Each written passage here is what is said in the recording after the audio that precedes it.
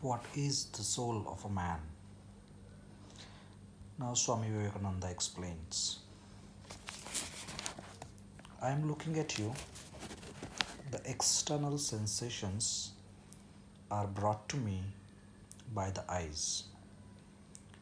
They are carried by the sensory nerves to the brain. The eyes are not the organs of vision, they are but the external instruments. Because if the real organ behind that which carries the sensation to the brain is destroyed, I may have 20 eyes, yet I cannot see you. The picture on the retina may be as complete as possible, yet I shall not see you. Therefore, the organ is different from its instruments. Behind the instruments, the eyes, there must be the organ. So it is with all the sensations. The nose is not the sense of smell, it is but the instrument, and behind it is the organ.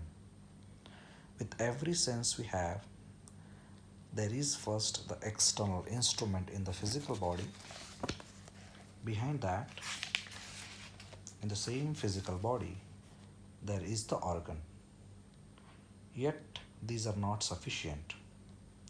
Suppose I am talking to you and you are listening to me with close attention.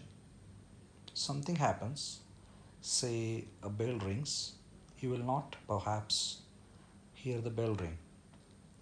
The pulsations of the sound came to your ear,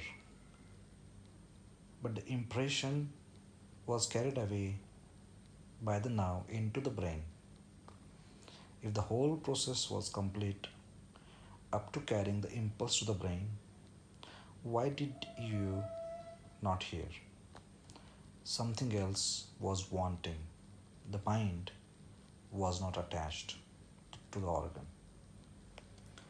When the mind detaches itself from the organ may bring any news to it, but the mind will not receive it. When it attaches itself to the organ, then alone is it possible for the mind to receive the news. Yet, even that does not complete the whole.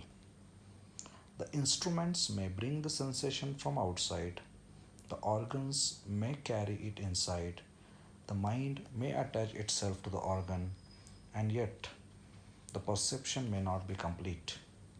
One more factor is necessary. There must be a reaction within. With this reaction comes knowledge.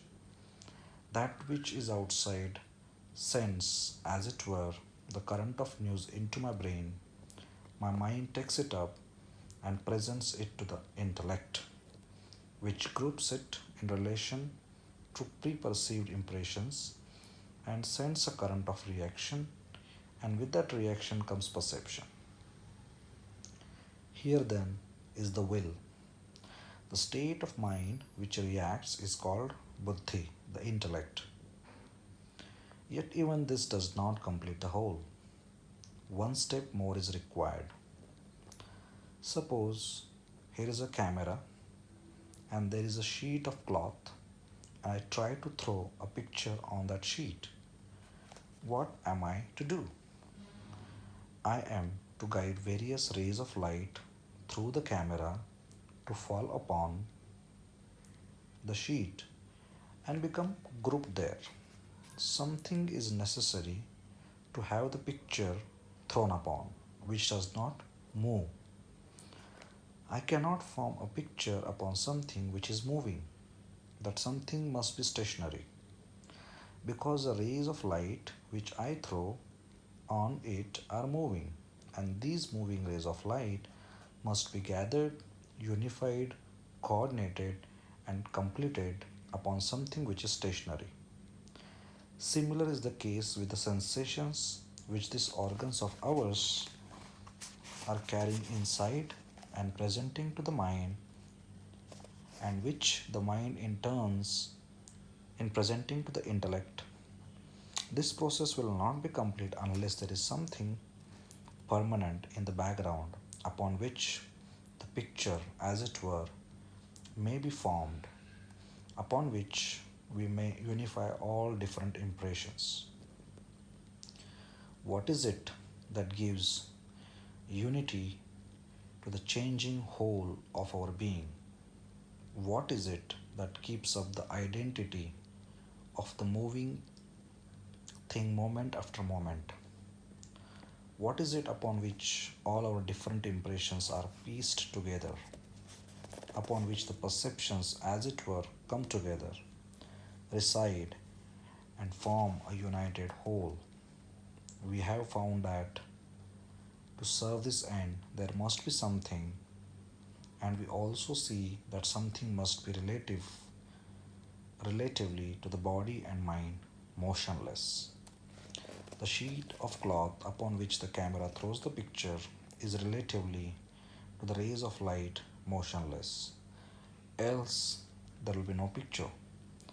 That is to say, the perceiver must be an individual. This something upon which the mind is painting all these pictures, this something upon which our sensations, carried by mind and intellect, are placed and grouped and formed into unity, is what is called the soul of man.